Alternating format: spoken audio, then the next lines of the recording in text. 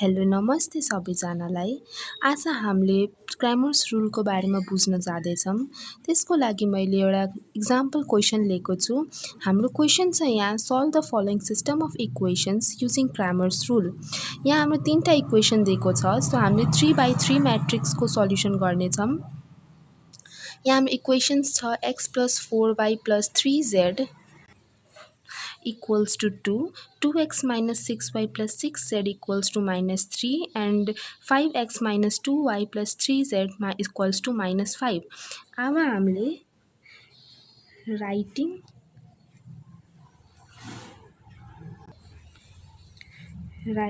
the above equation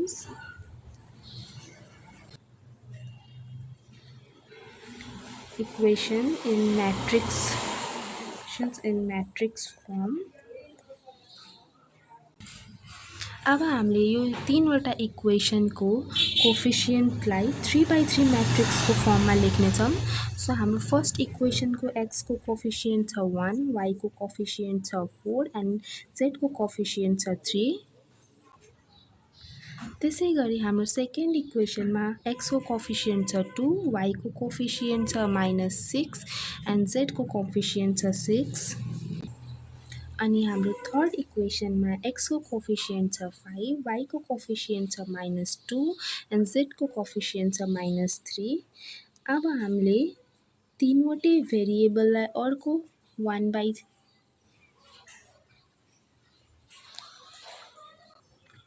म्याट्रिक्सको फर्ममा लेख्छौँ। So हाम्रो x, y, z अनि इक्वल्स टु हाम्रो यो भ्याल्युजलाई 2 - 3 equals to -5 लेख्छौँ।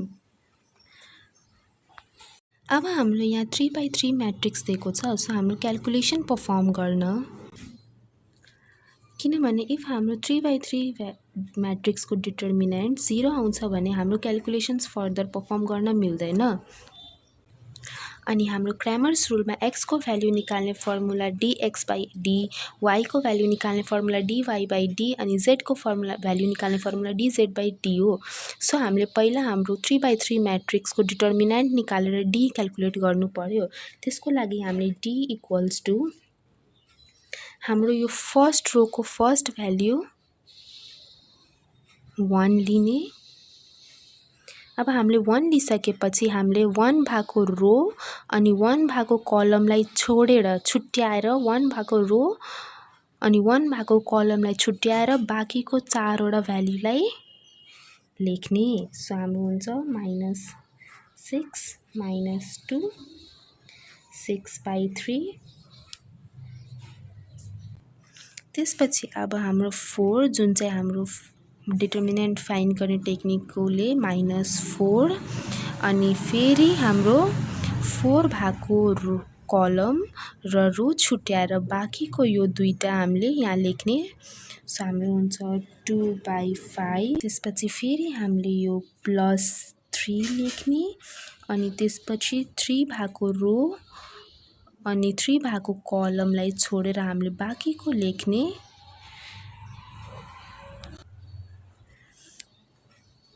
2/5। अब हामीले क्याल्कुलेसन पर्फर्म गर्दा 1 6 3 = 18, so -18 -6 2 = 12, so -12 -4 into 2 3 = 6 -5 6 = 30 plus 3 into 2 2 = 4, so minus 5 6 = 30, so -30। अब हामीले क्याल्कुलेसन पर्फर्म गर्दा 1 -18 + 12 यो पुरा क्याल्कुलेसन्सहरू पर्फर्म गरिसकेपछि हाम्रो भ्याल्यु आउँछ 168, which is not equals to 0. So our system is consistent and unique किनभने हाम्रो म्याट्रिक्सको डिटर्मिनेन्टको भ्याल्यु 0 आएन. So our system is consistent and unique अनि हामीले फर्दर क्रामर रुल्सको पर्फर्मेन्स क्यारी गर्न सक्छौँ.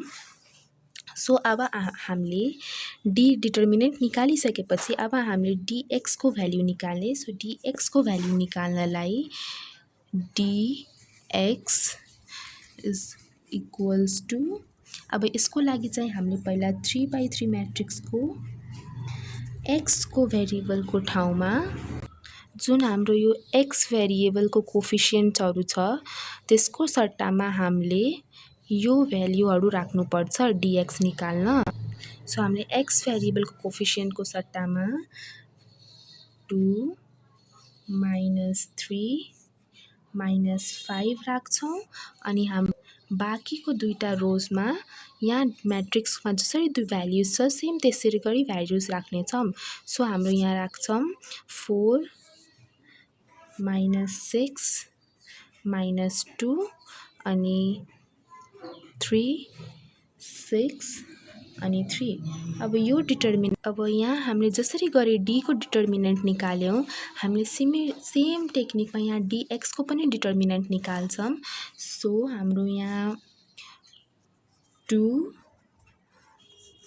भएको रो अनि कलम छोडेर -6 -2 6/3 -4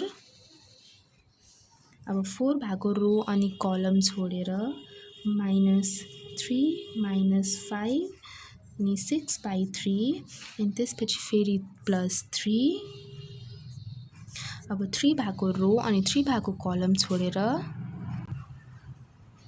हामीले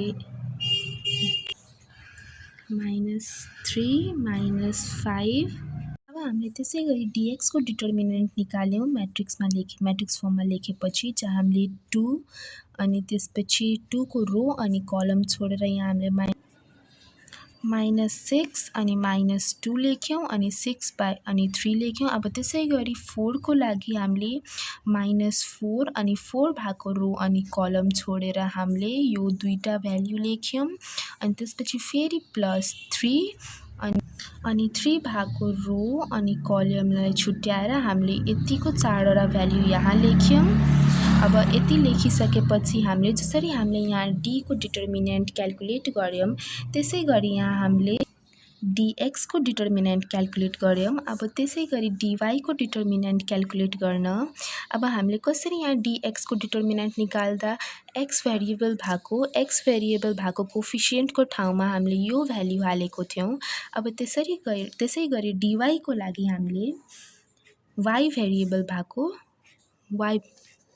भएको ठाउँमा वाई भेरिएबल भएको कोफिसियन्टको ठाउँमा हामी यो भ्याल्यु लेख्छौँ.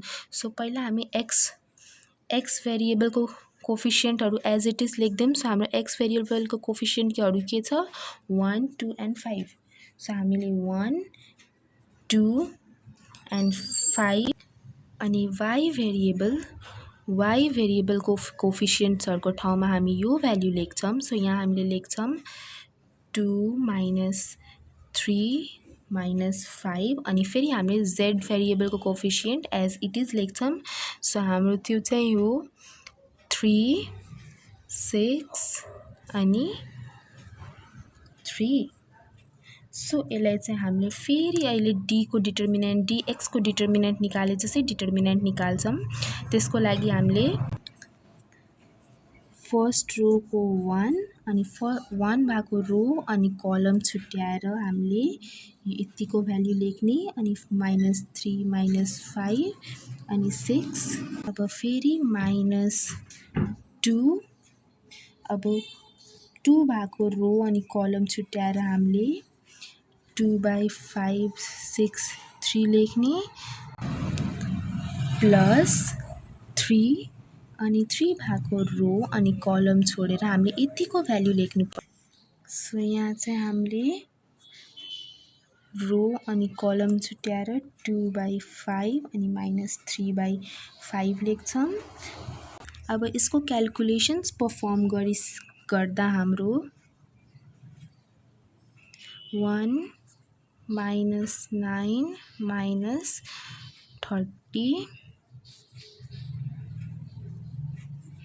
minus 2, 3 to the 6 minus 5 6 are 30 plus 3 5 to the 10 minus 10 minus 5 3 to 15. अब यसलाई सल्भ गरिसकेपछि हाम्रो एन्सर हुन्छ dy को भ्याल्यु आउँछ 84। अब त्यसै गरी हाम्रो dz निकाल्न जसरी गरी हामीले dx निकाल्न x भेरिएबलको कोफिसिएन्टको ठाउँमा हामीले यो भेरिएबल निकाल्यौं लेख्यौं, dy निकाल्न हाम्रो y भेरिएबलको कोफिसिएन्ट्सको ठाउँमा हामीले यो भ्याल्युज लेख्यौं। अब त्यसै गरी dz निकाल्न हाम्रो z भेरिएबलको कोफिसिएन्टको हामीले यो भ्याल्युज लेख्छौं अनि x अनि y अनि x भेरिएबल अनि y भेरिएबलको भ्याल्यु चाहिँ हामीले एज इट इज लेख्छौं। सो यहाँ हामीले लेख्दा x को भ्याल्युहरु हाम्रो 1 2 and 5, सो यहाँ हामीले लेख्छौं 1 2 5। y को कोफिसिएन्टहरु हो हाम्रो 4 -6 अनि -2, सो यहाँ हामी लेख्छौं 4। अनि z को कोफिसिएन्टहरुको ठाउँमा हामीले यो भ्याल्यु लेख्छौं, सो यहाँ हामीले लेख्यौं 2 -3 अनि -5। अब यसलाई हामीले जसरी माथिको हामीले डिटर्मिनेन्ट्सहरु निकाल्यौं भ्याल्यु निकाल्यौं त्यसै गरी यसको भ्याल्यु निकाल्दा हाम्रो रिजल्ट आउँछ z को। अब dz को क्याल्कुलेसन परफर्म गरिसकेपछि हाम्रो भ्याल्यु आउँछ 56। अब क्रामर्स रुल को अकर्डिङ हाम्रो x y z को भ्याल्यु निकाल्न हाम्रो x को फर्मुला हुन्छ dx by d, y को भ्याल्यु निकाल्न हाम्रो फर्मुला हुन्छ dy by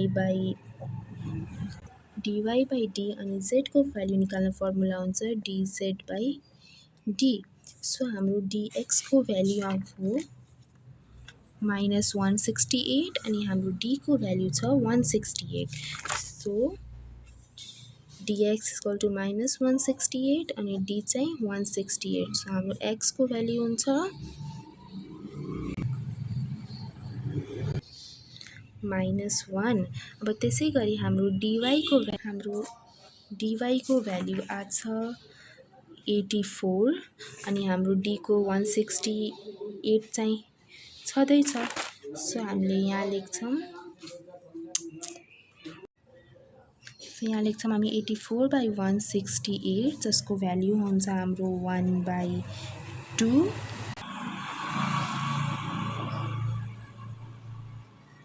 168। अब यहाँ चाहिँ हुन्छ हाम्रो 1/3, सो हाम्रो z को भ्याल्यु भयो 1/3।